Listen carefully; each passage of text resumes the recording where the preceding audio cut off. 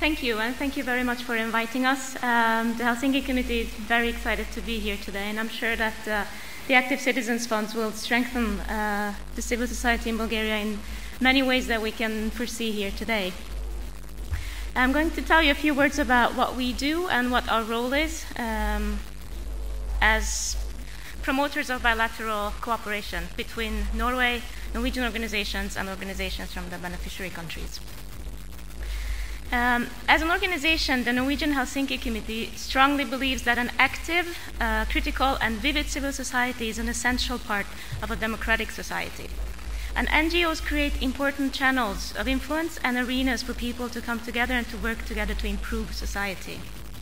And as an organization, we also believe that civil society plays a crucial role in mobilizing citizens, in promoting democracy and developing a rule of law, and improve environment, social challenges, and promote human rights.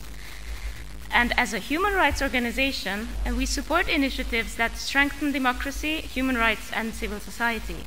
And these are the reasons why we have been involved in promoting bilateral relations under the support of these funds since 2005. But the overall aims of the Active Citizens Funds correspond with the core principles that we work under as an organization. Supporting the aim of the Active Citizens Funds to strengthen civil society and empower vulnerable groups, our role is to promote partnerships, to facilitate partnership search, and provide information about the funds. Bilateral cooperation is one of the two main aims of the EEA and Norway grants. And Europe now is facing a wide range of challenges: social inequalities, discrimination, hate speech, extremism, fake news, a collapse of democratic principles. And these challenges cannot be solved without the inclusion of civil society. And at the same time, these challenges cannot be solved by standing alone. And that is why we promote these bilateral partnerships. So then you may ask, why and what does the Norwegian civil society has to offer in all this? The Norwegian civil society has a long history. It is diverse, and very importantly, it is a strong civil society. It has a long tradition of civic engagement and volunteerism. It's a country of about 5 million people, and it has over 100,000 registered organizations. And in order to ensure democratic progress and open public debate, one needs organizations that have the capacity and have the possibility to engage the government on critical issues. And this is what we have in Norway. Norwegian organizations have a long tradition and experience both with cooperation with the government and decision-making bodies, receive funds from the government, and at the same time be a constructive critic of the government. And I'm sure that if the Ministry of Foreign Affairs had still been here today, they would confirm that we are quite a critical voice concerning some of the government measures on foreign policy. Norwegian organizations are also good at mobilizing members. As it has been said before, over 80% of the people in Norway are members of one or more organizations. A little while ago, we conducted a short survey among Norwegian NGOs in order to map their preferences and priorities in connection to the EEA and Norway grants, and in particular in connection to the Active Citizens Funds. And the survey took the Blue Book as a starting point to set the framework for the questions. And we did this for two reasons. One was for us as well to get familiar and see the new trends, if there are new trends in the civil sector in Norway. And the other reason was to use the knowledge gained through the surveys to work more strategically to promote these bilateral cooperations.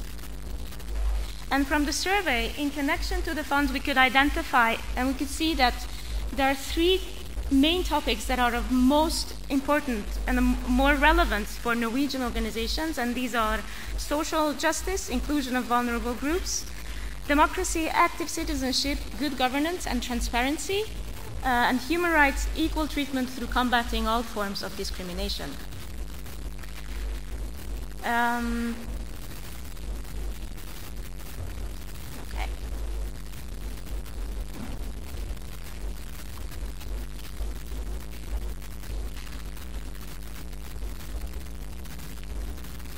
A little technical glitch. Oh, just back one, yes. Yeah. We have also asked the respondents what is it that they as organizations can contribute with in a possible cooperation, and what you see here, these 5 points, are the answers that we received, that these are the competencies that Norwegian organizations can provide in cooperations. I hope that the presentations can be sent to the participants after. Okay, so then I will not read up, but you see some of the things that have been mentioned as priorities of the sector, as participation in policy making and decision making processes, and advocacy and awareness raising. These are important also from a Norwegian perspective. And we have also mapped the geographical interests under the framework of the funds, and this is what the result has been. We can see Bulgaria is quite well placed here. There are many beneficiary countries, and there is a little bit of flexibility in this list, as we have not had the capacity to reach out to all 100,000 organizations. So in some areas, Bulgaria might very well come higher up on this list. So to conclude a little bit on this part, why a Norwegian partner? Norwegian organizations could be very interesting partners if you're interested and if you seek to strengthen your advocacy and watchdog capacities and activities of your organization. And Norwegian NGOs can also be very good partners and have important inputs to projects designed to increase membership base and develop the capacity and democratic functioning of your NGO.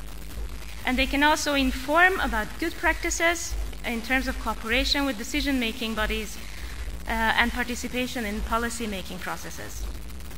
But there is also a recognition among Norwegian NGOs that we too can be better, and we too can learn something from these cooperations. So in order to make these partnerships truly bilateral, Norwegian organizations seek to be partners there where they can see they can fill their own knowledge gaps, there where they see that they can learn from your experiences, and there where they see that they can develop solutions together with you. Yes, Norwegian organizations can be partners, but ultimately it is you, the civil sector here in Bulgaria, that is most familiar with the social challenges in your country and that is most familiar with the organizational challenges of your sector. So the initiatives will have to come from you. But through dialogue, you and your partner can identify common as well as different strengths and weaknesses, and you can work together to use your competencies in a constructive, in constructive ways. Throughout the years, we have collected some tips and suggestions of what can be useful to think about when cooperating. And this will probably come very handy now when the calls are going to be launched soon. When you have decided that you want a Norwegian partner, you should start your search immediately, and you should contact potential partners as soon as you can. We recommend taking a look at the NGOnorway.org website. I will come back a little bit later to that. There's a database with over 600 organizations registered. We recommend that in your contact, you're accurate and have good information about your project idea and what you need from a partner. We also recommend that you are accurate and clear about your expectations from the process, from the project, and from your partner. We recommend that you involve the partner in all stages of project development and implementation. and that you have an open dialogue and you clarify all the details that in the project that imply and involve your partner. Taking a very, very quick look back at the previous project period, 2009-2014, 21 projects here in Bulgaria have been implemented with a Norwegian partner. And these have been 21 successful projects. And we've taken a look at them, and we see that the Norwegian contribution is related to provision of expertise and trainings, mutual competency building, and exchange of experiences. All these three parts are important from a Norwegian perspective. And we have selected just one of these projects to show you as an example. It's SOS Children's Villages in Norway that had a very strategic approach to bilateral cooperations. And they've been partners not only with the Bulgarian SOS Children's Villages, but also the ones in Romania, Hungary, Latvia, and Lithuania. The thought was to help strengthen the capacities of the sister organizations throughout the beneficiary countries. In Bulgaria, the objective of the cooperation was to strengthen the Bulgarian organization's capacity for fundraising, for ensuring both organizational and financial sustainability. So this was in the benefit of the Bulgarian partner, and at the same time, the aim of the project was to develop new tools and new methodology to work with the children. They're the target group of the organizations. So this came very much also in the benefit of the Norwegian partner when these tools have been developed. There are many things that can be said about bilateral cooperation and bilateral partnerships, but I believe it is enough to summarize some of the key elements that are important and that we always emphasize is to have a common set of values with the organization that you want the partnership with, a common understanding of the project, of its goals and the outcomes, a good and open dialogue based on mutual trust, and have a long-term perspective on the cooperation, possibly over the period that the project implementation implies. I think it would be a little bit unfair if I left here without pointing out some of the elements that might be challenging in a cooperation. Some of you might have experienced, some of you not. There might be some linguistic challenges when cooperating. Not everyone always speaks English. We recommend always to have at least one member of the team that has a good command of English, as this can ease some of the communication difficulties.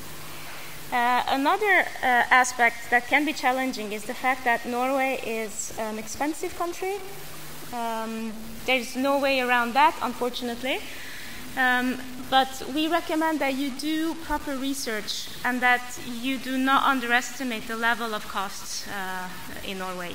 We can facilitate also with good information to the project, to the fund operators and the project promoters on a list of expenses as examples that can be used when working on developing a budget.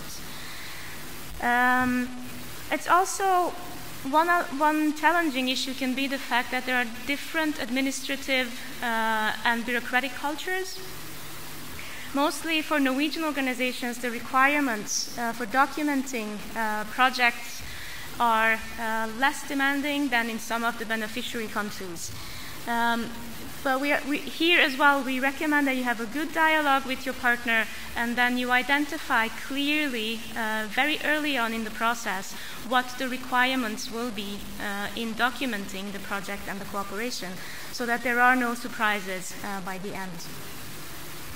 And one last point that I would want to emphasize is that there is a highly unbalanced, if you look at the three sectors, the civil society sectors in the countries, there's a major difference. We have 3 donor countries, 2 of them very small, and we have 15 beneficiary countries, very many of them with a large civil society sector. So the demand on partnerships usually goes to the same Norwegian organizations. This has been a challenge, and I'm sure it will be again, but it also shows that very many organizations in the beneficiary countries value being part of a bilateral project. Last but not least, we also encourage you to visit ngonorway.org. This is a website that is set up to facilitate contact, to facilitate partnerships, and to inspire to cooperation. It contains also the database. It's a little bit up in the corner. It says register now or find a partner, the two boxes up there. You can register your organization in the database. It's completely voluntary, but we recommend it. Registration is free, and we also follow the GDPR requirements. It is a very valuable tool that has been used many times to find potential partners in Norway. We are working currently on renewing both the website and the database, but it is functional, and it will always be functional. Yes, and with that, I thank you for your attention. I hope there is time for questions. These are the extra information contexts that you can use, so please use them. Thank you. Chila. Thank you. Thank you, Chila.